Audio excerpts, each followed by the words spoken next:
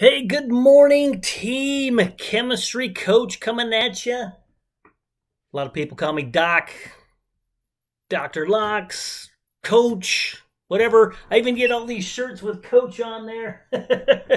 Seems weird to have people call you a coach when you teach chemistry. So I just want to kind of introduce myself.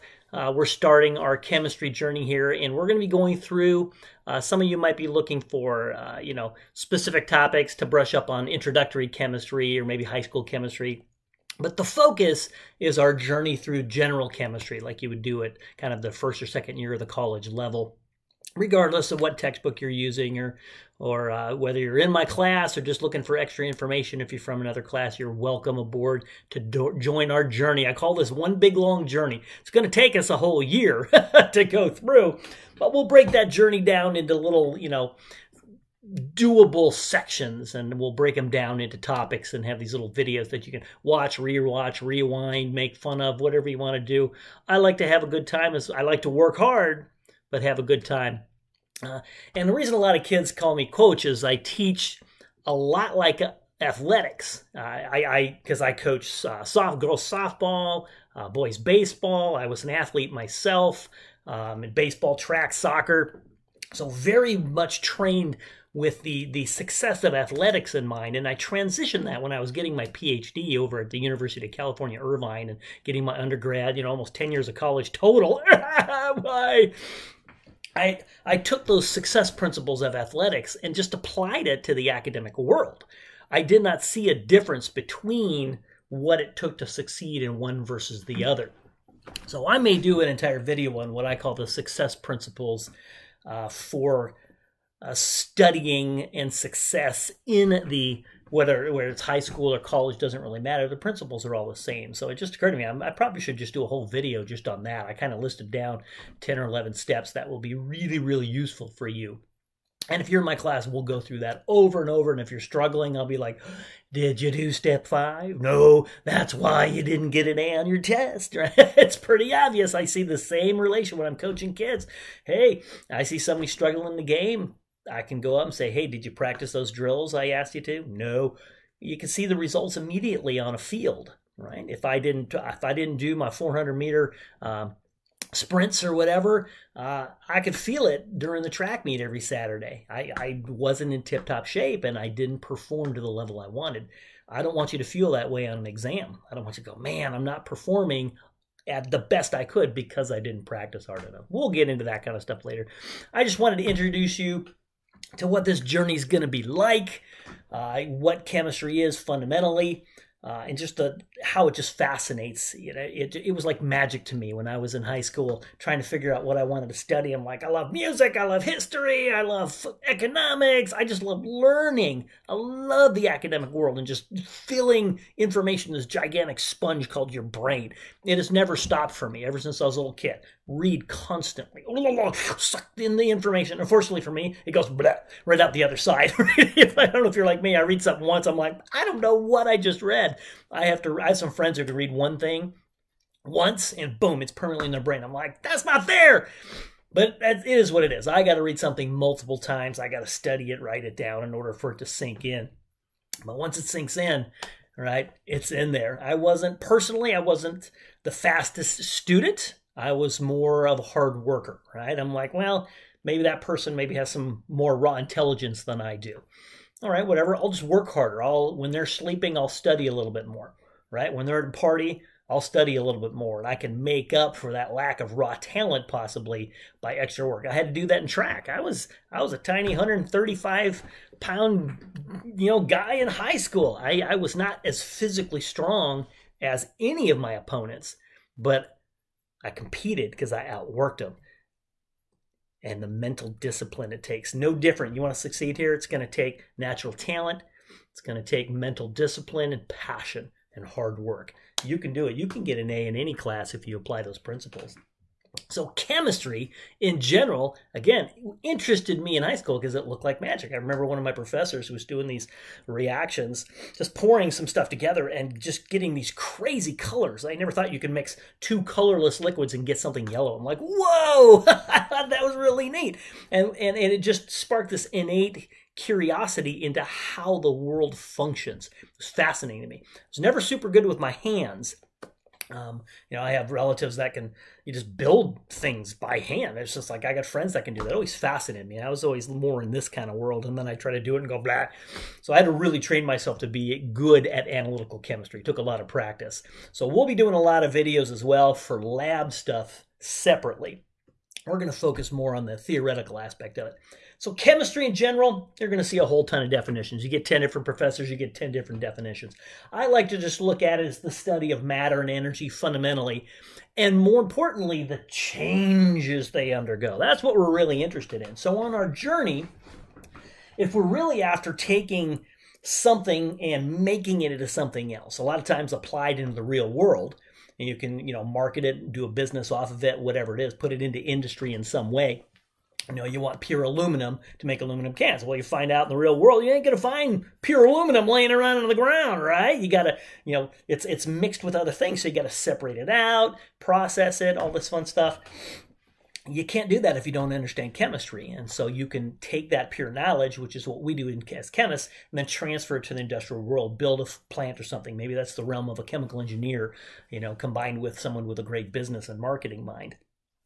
But if we want to really look at how we can manipulate things, we have to understand it on a fundamental level. That's the job of a chemist. I'll look at something and go, oh, there's that interesting, the sky is blue, or that plant, is green, or I can take this and bend it or whatever. Why is something that color, or why does it smell that way?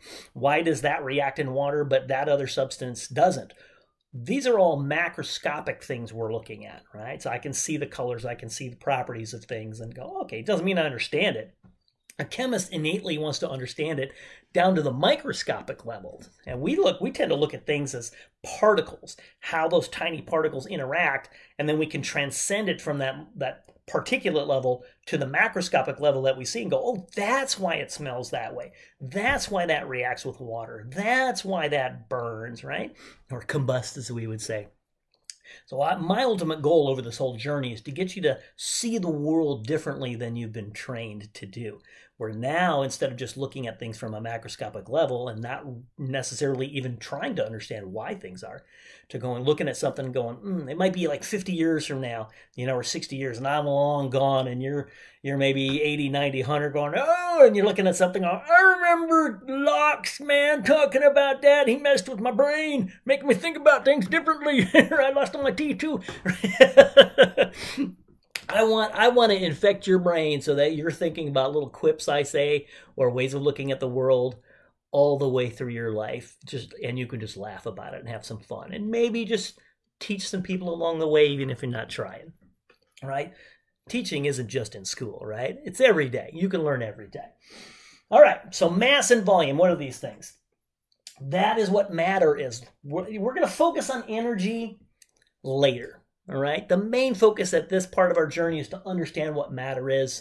We'll find out when matter changes. There's, almost always an accompanying energy change. A lot of times in chemistry, you don't notice that energy change. Sometimes you do. Woo! Burn my hair. Done that several times. Blown myself up in a fireball. Right? It's lots of fun. We're going to hit energy a little bit later on, and then really heavy in the second semester if you take general chemistry. The second semester we hit energy really, really hard in calculating it. So we're going to focus on matter in the first part of our journey, which we can define as anything with mass and volume. I'm assuming you already know what mass and volume are. Volume's pretty easy. It's just the three-dimensional space a substance takes up, right? Mass is a little bit trickier. It's the quantity of matter within it. And since we as chemists think in terms of particles, you could almost think of mass as the number of particles in a particular amount of substance. So if I have this, it's like, well, how many particles are in that, right? That's a real broad way of looking at it, but really it's the quantity of matter. The concept of weight and mass are interchanged a lot. And it's done so often, most chemists just let it slide. So if somebody says, hey, that's the weight of something, and really we should have said mass, we just kind of let it slide. Not that big of a deal. But technically, mass, you can think of it as number of particles. So if I teleported to the moon, wouldn't that be cool? Transporter, of course, there'd be a transporter malfunction if I did it, and my arm wouldn't come with me or something. But as long as if all my particles went with me to the moon, my mass would still be the same. I've got the same number of Mickey particles in there, right? I haven't lost part of Coach anywhere.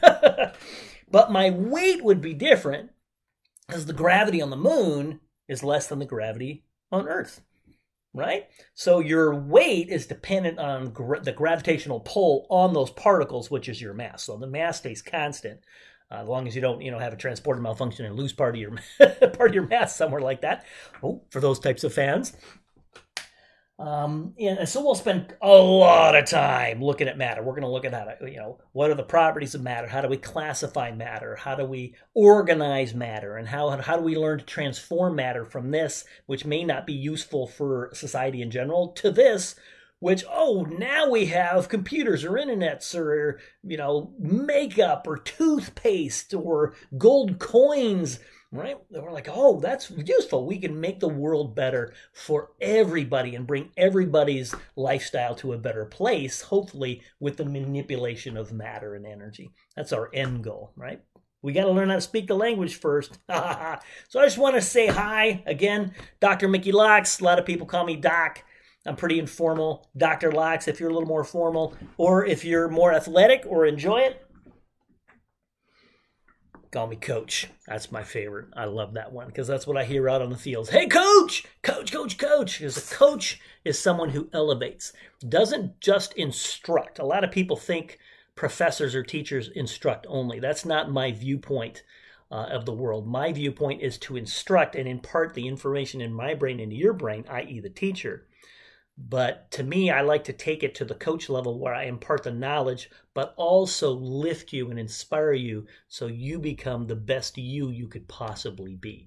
That's my goal when I'm teaching softball, coaching softball, or teaching baseball, coaching baseball, or track, or whatever sport it is, or maybe it's chess for my kids. It's all the same principles. Impart knowledge into your brain. Hopefully I can get some of my enthusiasm of chemistry into your blood and your brain. But I want to make you better, right? Not just the knowledge, but how do you get that knowledge and succeed on an exam or explain it to someone else? That's where we really want to go. This is going to be a fun journey. Looking forward to having fun with you guys. You're going to be watching a lot of videos, my friends.